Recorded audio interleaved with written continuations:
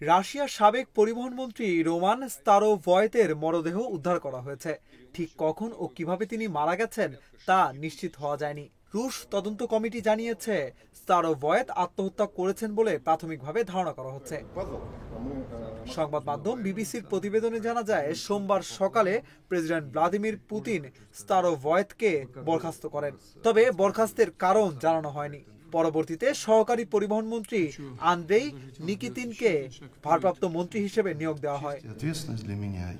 এর কয়েক ঘন্টা পর মস্কোর উপকণ্ঠে একটি গাড়ির ভেতর থেকে স্তারোভয়েতের মরদেহ উদ্ধার করা হয়। তার শরীরে গুলির চিহ্ন পাওয়া গেছে। তদন্ত কমিটি বলেছে, ঘটনার পেছনের কারণ উদ্ঘাটনের চেষ্টা চলছে।